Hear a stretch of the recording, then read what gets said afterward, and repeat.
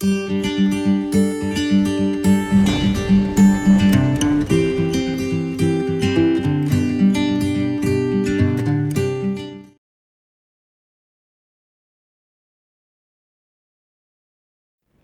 Friends, मैं doctor Kajal Mangukiya, practising gynaecologist, obstetrician and IVF specialist since more than 15 years at Orchid hospital and IVF centre सूरत।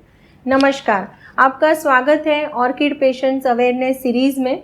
और आज मैं बात करने वाली हूँ कि what is vaginal tightening. Vaginal tightening का मतलब क्या होता है, कौन से पेशेंट में वजाइनल टाइटनिंग की आवश्यकता पड़ सकती है और वजाइनल टाइटनिंग के क्या क्या प्रोसीजर होते हैं या तो उसकी ट्रीटमेंट कैसे की जाती है। सो अंत तक देखिए, क्योंकि लास्ट में मैं सारा ट्रीटमेंट डिटेल में समझाने वाली हूँ। सो फर्स्ट हम स्टार्ट करते हैं कि what is the meaning of vaginal tightening. So vaginal tightening का अदर नेम है दैट इज़ अ वजाइनल रीजुनोवेशन। जैसे स्किन रीजुनोवेशन होता है वैसे ही वजाइनल रीजुनोवेशन की प्रोसीजर होती है। सो वजाइनल टाइटनिंग का मतलब है, जैसे आप यहाँ पे देख सकते हैं कि यह जो है this is a vaginal space. यह जो है बच्चादानी का मुख। जनरली मेरे वीडियोस में मैंने एक्सप्लेन किया है कि ये बच्चादानी यानी यूट्रस होता है, ये दोनों बाजू के ओवरीज और ये दोनों बाजू के फेलोपियन ट्यूब। आज हम जो बात करने वाले हैं वो यह जगह की बात करने वाले हैं that is a vaginal space. आप यहाँ पे देख सकते हैं कि यहाँ पे सर्कुलर ऐसे मसल्स देख रहे हैं आपको। सो वजाइनल टाइटनिंग का मतलब होता है कि आपके वजाइना के जो इनर एंड आउटर मसल्स होते हैं उसका जो टोन है जो चला गया है, may be because of menopause, काफ़ी सारे रीजंस होते हैं, उसके बारे में भी मैं बात करने वाली हूँ। सो बेसिकली वजाइनल टाइटनिंग का मतलब है to increase the muscle tone of your inner and outer muscles of the vagina and उसका जो स्ट्रेंथ है और कंट्रोल है वह बढ़ाना है। सो कौन से पेशेंट्स होते हैं जिसमें वजाइनल टाइटनिंग प्रोसीजर की ज़रूरत पड़ सकती है। जनरली हम जो रूटीन ओपीडी में पेशेंट्स देखते हैं कि जो महिलाएं हैं जिनका मेनोपॉज आ चुका है,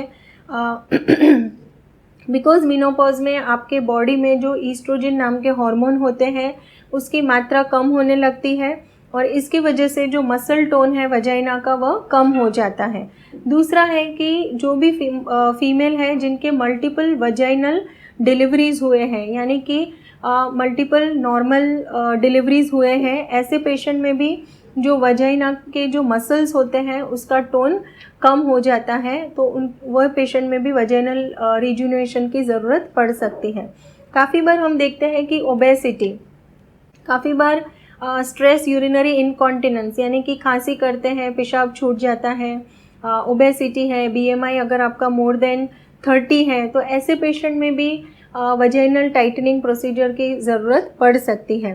सो बेसिकली जो पेशेंट्स होते हैं उनको कैसे पता चलता है कि उनको वजाइनल टाइटनिंग की ज़रूरत है। फॉर एग्ज़ाम्पल कि जब भी इंटरकोर्स होता है वह टाइम पे जो सेक्सुअल प्लेजर होता है वह भी रिड्यूस होने लगता है, यानी कि आपके जो वजाइनल मसल्स हैं उसका टोन कम हो गया है और this is a primary indication कि आपको वजाइनल टाइटनिंग की ज़रूरत पड़ सकती है। दूसरा है कि इसके साथ में जैसे मैंने बताया कि आप खांसी करते हैं, पेशाब छूट जाता है, तो यह भी एक इंडिकेशन होता है कि आपके जो ब्लैडर के मसल्स हैं, आपके जो ब्लैडर है उसका भी मसल टोन जो है वह कम हो चुका है, वजाइनल मसल टोन भी कम हो चुका है, तो ऐसे केसेस में भी वजाइनल टाइटनिंग की आवश्यकता पड़ सकती है। अभी हम बात करेंगे कि आपका जैसे हमारे ऑर्किड हॉस्पिटल में we are doing the laser treatment also, जहाँ पे हम लोग पहले आपका वजाइनल जो प्रेशर होता है वह भी चेक करते हैं। आफ्टर ट्रीटमेंट आपका प्रेशर, वजाइनल प्रेशर चेक किया जाता है ताकि आपको डिफरेंस पता चलता है कि आफ्टर ट्रीटमेंट कितना सक्सेसफुल हो जाता है। अभी हम बात करेंगे detail regarding the treatment option. जो ट्रीटमेंट है उसमें नॉन इन्वेजिव, जिसमें कोई सर्जरी की आवश्यकता नहीं होती है, और इन्वेजिव यानी कि सर्जिकल प्रोसीजर।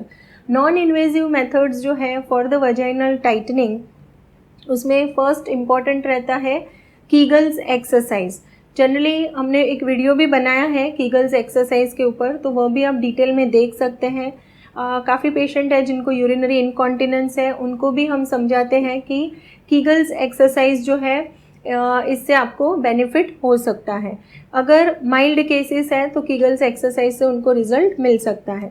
दूसरे जो केसेस हैं जिसमें हम PRP प्रोसीजर करते हैं, यानी प्लेटलेट रिच प्लाज्मा जो होता है वह वजाइना के जो मसल्स होते हैं यहाँ पे हम इंजेक्ट करते हैं with the very small needle, so which is a OPD based procedure होता है। और इसकी वजह से भी धीरे धीरे आपके जो मसल्स हैं उसमें कोलेजन फाइबर वगैरह होता है, फाइब्रोसिस डेवलप होता है और मसल टोन रिगेन होता है।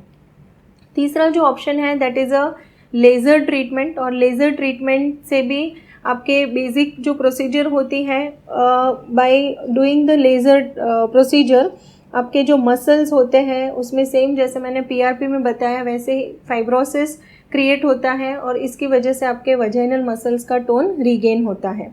सर्जिकल ऑप्शन जो होता है दैट इज़ अ वजाइनोप्लास्टी, और हम पूरा एक वीडियो बनाएंगे जिसमें हम पूरी डिटेल में आपको यह सारे प्रोसीजर्स समझाएंगे।